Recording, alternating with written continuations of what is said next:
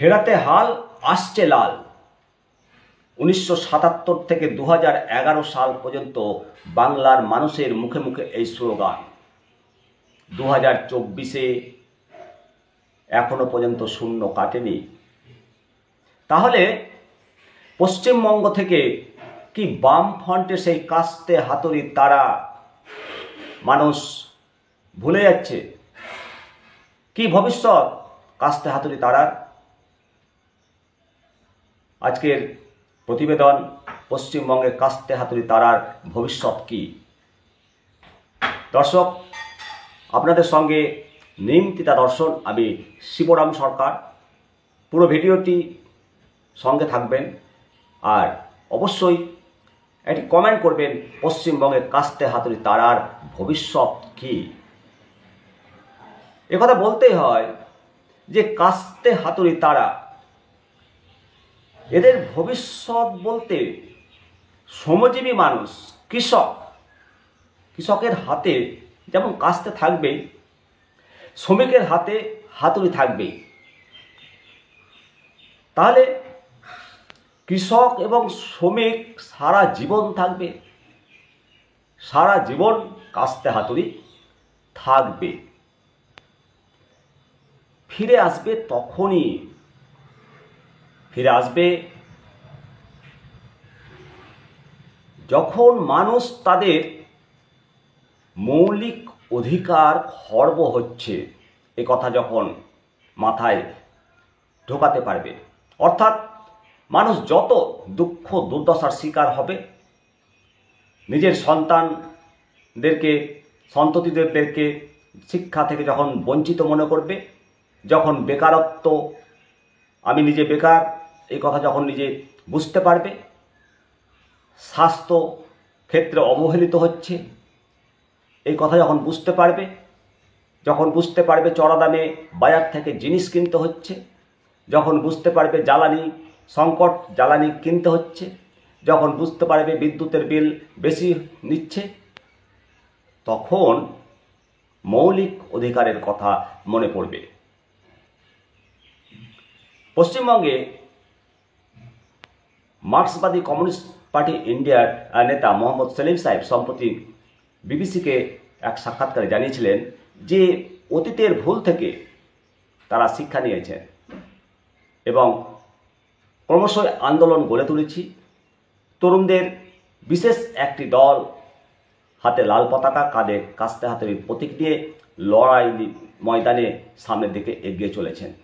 আমরা দেখেছি 2024 সালের লোকসভা নির্বাচনকে কেন্দ্র করে হাটে ঘাটে মাঠে ময়দানে প্রচুর লোক ছিল, কিন্তু দুজন ছাড়া কারোর জামানত ফিরে পায়নি। দুজনের জামানত জব্দ হয়নি, বাদবাকি সকলের জামানত জব্দ হয়েছে। তাহলে এত জনসমর্থন থাকা সত্ত্বেও ভোট পাচ্ছে না, তার মানে বামফ্রন্টের প্রতি ভরসা পাচ্ছে না মানুষ। এই ভরসার জায়গাটাই তৈরি করতে হবে। আর এই ভরসার জায়গাটা হলো একেবারে তৃণমূল স্তরে, বুথের যারা নেতাকর্মী আছে তারা এখন কালো স্রোতে গা ভাসিয়েছে, বামপন্থা তারা ভুলে গেছে। আর যখন মানুষ ভুলে যায় তখন অতীতের গল্প করতেই হয়।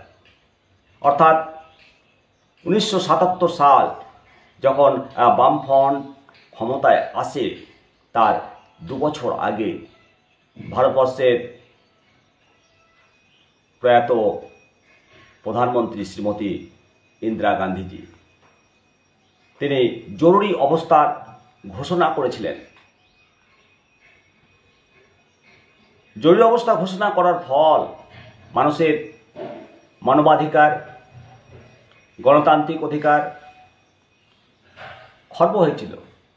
অকারণে জেলবন্দি, কোনো ধরনের রাজনৈতিক কর্মসূচি পালন করা যাবে না।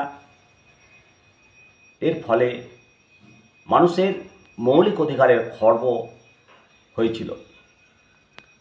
আর পশ্চিমবঙ্গ ছিল কংগ্রেসের শক্ত ঘাঁটি।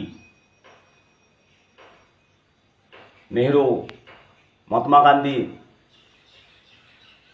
এই দলটির স্বাধীনতা সংগ্রামের নেতৃত্ব দিয়েছিল। কিন্তু দীর্ঘ শাসনে থাকার পর মানুষ বুঝতে পেরেছিল যে এই কংগ্রেস দলটি কোনো উন্নয়ন করেনি মানুষের। তখনই কমিউনিস্ট পার্টি ক্ষমতায় ফিরে আসার স্বপ্ন দেখতে লাগলো। আর সেই মৌলিক অধিকার ফিরে পেতেই কমিউনিস্ট পার্টির জনপ্রিয়তা বৃদ্ধি পেয়েছিল। কমিউনিস্ট পার্টি যখন বাংলায় ক্ষমতায় আসে তখন সাক্ষরতার হার ছিল মাত্র 28%, 28%।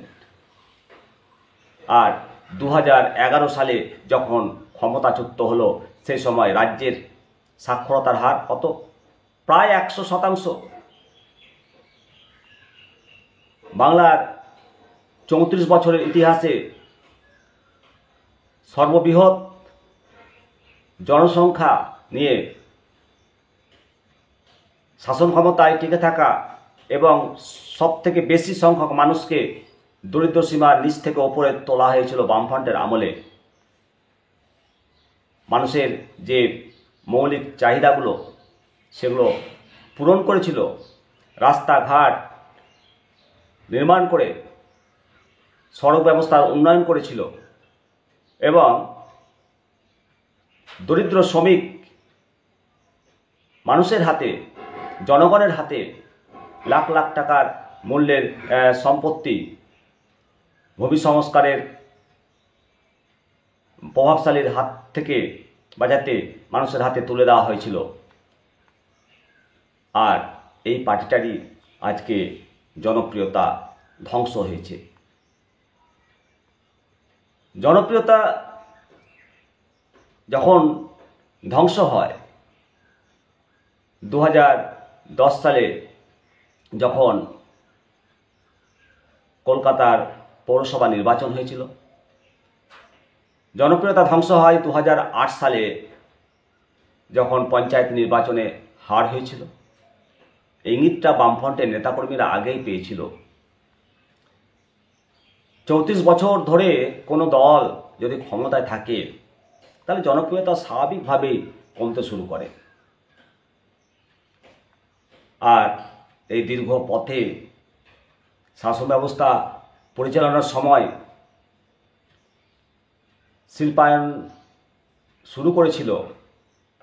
আর যখন শিল্পায়ন শুরু করলো তখনই শিল্প ধ্বংস করার আন্দোলন, কলকারখানা গড়ে না ওঠার আন্দোলন, এগুলোই প্রতিষ্ঠিত হয়েছিল।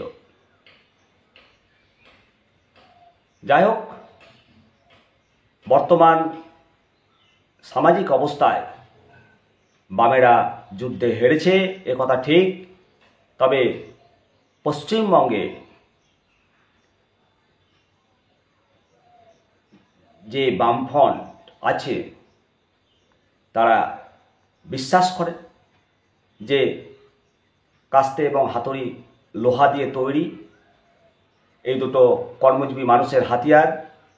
শ্রমিক কৃষক যতদিন থাকবে ততদিন কাস্তে হাতুড়ি থাকবে এবং 26 বিধানসভা ভোটে কাস্তে হাতুড়ি ফিরে দাঁড়াতে পারবে। দর্শক অবশ্যই কমেন্ট করবেন বামপন্থা ফিরে আসার রাস্তা কি, ভরসা কি দিতে পারছে জনগণকে, না দিতে পারার কারণ কি? অবশ্যই মতামত জানাবেন।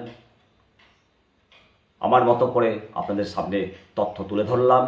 সকলে ভালো থাকুন, সুস্থ থাকুন। নমস্কার।